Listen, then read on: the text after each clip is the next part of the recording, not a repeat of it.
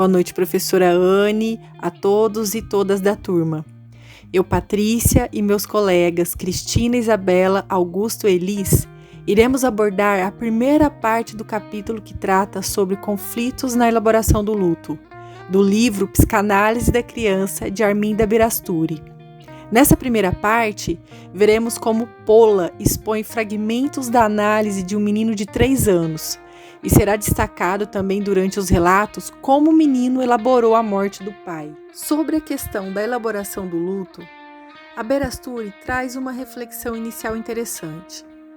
Ela diz que a morte do pai, ela pode gerar conflitos intensos em crianças, principalmente as mais novas, com consequências mais graves ainda, gerando vários sentimentos, como, por exemplo, culpa, medo, dor e saudade. Dependendo de como a família vai lidar com essas questões, ou seja, como a família reage ou o que a família fala para a criança, ela pode ajudar ou prejudicar ainda mais a elaboração do luto. Processo esse que a gente sabe que é muito difícil e doloroso de fazer. Agora a gente vai entrar no caso de Jorge e falar um pouquinho sobre o motivo da consulta. Jorge tinha 3 anos e iniciou a consulta depois de 6 meses que o pai morreu.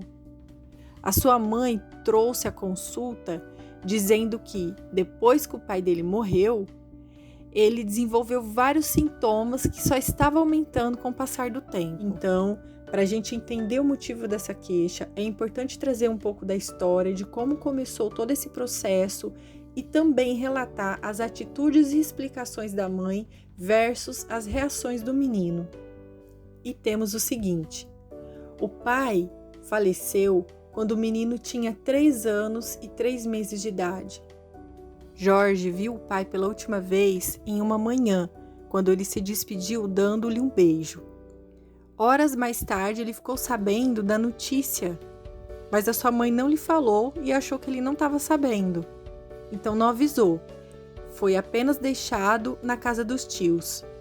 Nada e ninguém explicou o que havia acontecido. Ele ficou na casa dos tios até o final do enterro. Quando ele viu a mãe, ela já estava de luto e chorando. A mãe tentou explicar a ausência do pai, mas preferiu dizer que ele tinha viajado por um longo tempo. Assim, passado alguns dias, o Jorge não se sentiu satisfeito com a resposta da mãe e tentou novamente saber o motivo, do sumiço do pai. E a mãe deu todos os tipos de resposta, menos a verdadeira. Teve um dia que a mãe chegou a dizer para ele que seu pai fora para o céu e que não voltaria mais. Diante dessa resposta, ele se sentiu muito confuso e angustiado e começou a perguntar: o que é o céu? Onde fica o céu? O que faz o papai do céu? Entre outras questões. Depois de tantas outras tentativas, a mãe finalmente resolveu falar, pela primeira vez, a verdade. Aí ela disse que o pai havia morrido. Depois de ouvir a mãe dizer aquilo, ele logo queria saber: o que é morrer?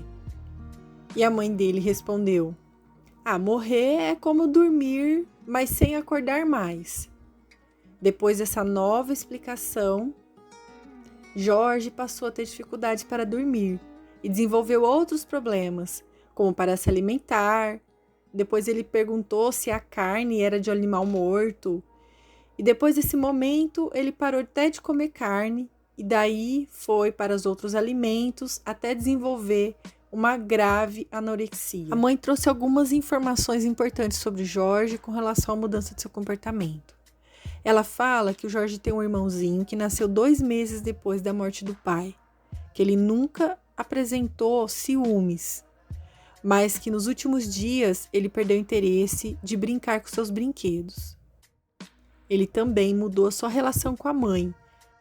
Diz a mãe que ele ficou mais frio, mas que depois ele ficou meio que agarrado na saia dela, querendo controlar todos os seus atos.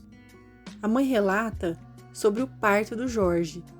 Diz que tudo transcorreu normal com anestesia sem problemas, Ele foi amamentado até 1 mês. Diz que ele tinha dificuldade de se prender ao seio, mas aceitou bem depois a amamentação mista e o desmame foi realizado aos 3 meses de idade. A mãe acrescenta também que aos 15 dias de vida ele foi circuncisado e que nunca fez perguntas sobre essa diferença do seu pênis com as dos outros. Mas com relação ao do seu irmão, ele até perguntou por que tinha o pipi tão vermelho. E a mãe respondeu, porque a criança se urinava e que isso causava irritação. A mãe acrescenta que depois da gravidez do irmão, Jorge também tinha se aproximado mais do pai. Então essas foram as principais mudanças de comportamento que a mãe trouxe com relação a ela. Desde o início da entrevista com a mãe, ficava muito evidente a gravidade dos conflitos de Jorge, principalmente em relação à questão da elaboração do luto que ele vivia. O tratamento de Jorge durou 1 ano e meio, com 4 sessões por semana. E o tratamento foi, na verdade, encerrado, interrompido por motivos econômicos. Embora ele estivesse melhor, não podia se considerar que a análise estava terminada. Jorge conseguiu alguns progressos, a analista conseguiu levá-lo a progredir, voltou a ser uma criança alegre, a interessar-se pelos jogos, e durante o processo analítico, ele acabou substituindo a figura do pai por um tio. Os conflitos com a morte do pai foram se manifestando através das atividades lúdicas, e nessa entrevista inicial, a analista estabeleceu um rapport com Jorge e, num primeiro contato, ela chama a atenção de Jorge para querer conhecer os brinquedos que estavam expostos no consultório. Nesse momento ainda Jorge estava bastante inseguro e ele começa a brincar com alguns barquinhos que o consultório tinha. Nesse momento, a mãe pede para sair da sala e Jorge fica muito angustiado, ele começa a chorar, porque no fundo ele temia ser abandonado de novo, né? Como ele sentia pela morte do pai. E a analista, ela intervém e acaba se acalmando. E nesse momento eles começam a interagir e Jorge relata que em casa ele tinha 2 cisnes de plástico que flutuavam na água. E a analista já faz uma relação dos barquinhos que ele começou a brincar no consultório com os cisnes, que esses 2 elementos flutuavam, que era o que Jorge esperava da sua análise. Jorge diz para a analista que o cisne maior quebrou a cabeça, mas que ele não tinha culpa. A culpa era de Oscar. Aí ele nega, não, também não. Quem tem culpa são as paredes. E nesse momento, é um momento de grande importância dentro da sessão, porque ela diz para ele que talvez ele tenha tido o desejo de quebrar a cabeça pipi do papai e que agora o papai está morto e que ele se sente mal por isso, né? E pensava que a raiva que ele tinha tivesse matado e que ele tinha medo que a mãe e agora a analista ficassem brava e talvez quisessem deixá-lo também. Então ele é tomado por um sentimento de culpa por isso, né? E um medo também, o medo de perder o carinho da mãe e o carinho da analista, né? E essa culpa que ele expressava no jogo provocava fortes sentimentos de ansiedade persecutória que ele projetou no Oscar e projetou nas paredes também. Mas, na verdade, essas projeções, ela entendeu que representava toda os impulsos destrutivos dirigidos ao pai, né? O cisne com a cabeça quebrada representava isso, uma forma de negar a morte do pai e também de poder compensar tudo isso, né? E aí, no decorrer da análise, ela compreendeu essa fantasia dos cisnes com a identidade do Oscar, que na verdade era um primo dele, que era extremamente brigão e agressivo e que ele imitava pela agressividade. E em relação a isso também, né, essas características fizeram do Oscar uma figura ideal para que ele projetasse os impulsos destrutivos dele. E a questão da parede foi porque, à medida que ele se identificava com Jorge, né, projetivamente, existia também uma defesa que fracassava.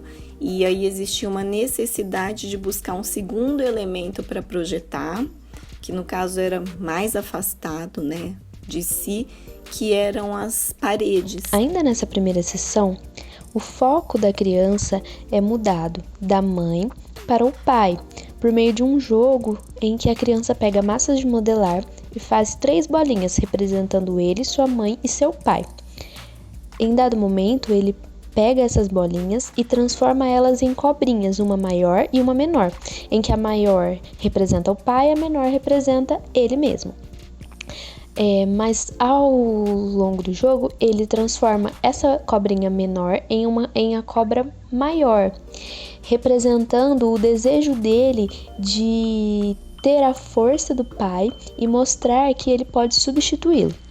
Ele tem essa necessidade de mostrar também por meio desse jogo, em que ele constrói coisas, de que ele pode não só destruir, mas que ele também pode construir coisas. A partir das próximas sessões, a criança continua a demonstrar o desejo de ter a força que o pai tinha, de mostrar que ele poderia substituí-lo. Mas isso dá numa grande frustração por conta das debilidades físicas dele por ele ser uma criança. Isso trazia nele uma grande frustração, o que fazia com que ele demonstrasse por meio de uma grande fúria. Além de que a tentativa de sanar essa necessidade e esse desejo do superego dele trazia para ele um grande peso. Ainda no jogo de massas de modelar, a criança traz para a analista uma nova proposta, em que os dois juntos deveriam formar crianças com as massas, demonstrando nesse momento o desejo da criança de conquistar a analista e de formar crianças com ela, visto que a criança havia projetado na analista o papel da mãe e nele mesmo o papel do pai. E sequentemente a isso, a criança começa a formar vários obstáculos, empilhando os móveis da sala para fazer o que ela chama de provas difíceis, demonstrando a sua grande força e se entregando a pequenos suicídios demonstrados pelas quedas. Essas entregas aos pequenos suicídios, logo após o jogo de formação de crianças, foi interpretado pela analista como a conexão que a criança fez de que o ato sexual para o homem traz a morte. Em uma de suas sessões finais, antes da interrupção, a criança traz um novo jogo, utilizando-se da persiana da sala para tal. Nesse jogo, a criança abria e fechava a persiana controlando a obscuridade e a luz que entrava do lado de fora e ao mesmo tempo o quanto a criança conseguia ver e não ver a analista. Esse jogo demonstrou os primeiros indícios da aceitação da criança pela morte do pai, mesmo que ainda manifestando a necessidade de ressuscitá-lo, representada pela abertura da persiana, trazendo novamente a luz. Em outras sessões, frequentemente aparecia no material de Jorge a vivência de seus impulsos destrutivos. Jorge e a analista costumava brincar de corrida com carrinhos ou aviões. A princípio, Jorge sempre costumava ganhar. Durante uma dessas corridas, Jorge impulsionou com grande violência o carrinho da analista, que geralmente era o vencedor, fazendo com que se desviasse da rota e caísse no chão, e exclamou: "Que desastre!". A partir desse momento, só demonstrava entusiasmo se o carro da analista e o carro dele chegassem empatados. Essa atividade lúdica era a representação de Jorge, da analista e de seu pai. Jorge não queria mais ganhar, porque quando seu pai faleceu de verdade, ele se assustou muito. Então, ele não queria repetir esse tipo de situação com a analista, pois ele estava projetando na analista a figura de seu pai. Conforme análise do texto, foi observado que a criança, no seu processo do luto, trouxe à tona conflitos quando ainda bebê com relação ao seu primeiro objeto, que é o seio materno. Essa relação entre amor e ódio do seio bom e do seio mau caracterizou sua primeira perda e ficando ali guardado pela interrupção da negação da fase oral e o deixando suprimido. E após a experiência com o outro objeto, que foi o luto, reiniciou a falta da exploração do estágio latente, onde seu mundo interior enfrentou emoções e sentimentos extremos de identificação do seu próprio eu, causando uma identificação narcisista como forma de evitar o sofrimento, onde por vezes projetava suas angústias em situações, objetos e até mesmo na terapeuta, como forma de amenizar seus conflitos internos numa ambivalência afetada na sua identificação. Essa estruturação percebe-se que, ao passar do tempo, foi norteada através das experiências de enfrentamento com o objeto e temor, mas logo rebaixava pensamentos conflitantes que o levava ao luto, ao seio perdido da mãe, ao seu pênis e reproduzindo fortemente a mãe fálica e o complexo de Édipo, percebido no momento das chaves da sua caixa de brinquedos, onde a sua sexualidade pela circuncisão demonstrou seu comportamento com relação ao poder com o objeto, projetando sentimentos de raiva aos acontecimentos após a perda do pai e reforçados através da gravidez da mãe, e vinculando entre os aspectos simbolizados através dos jogos na terapia, onde conseguiu transpor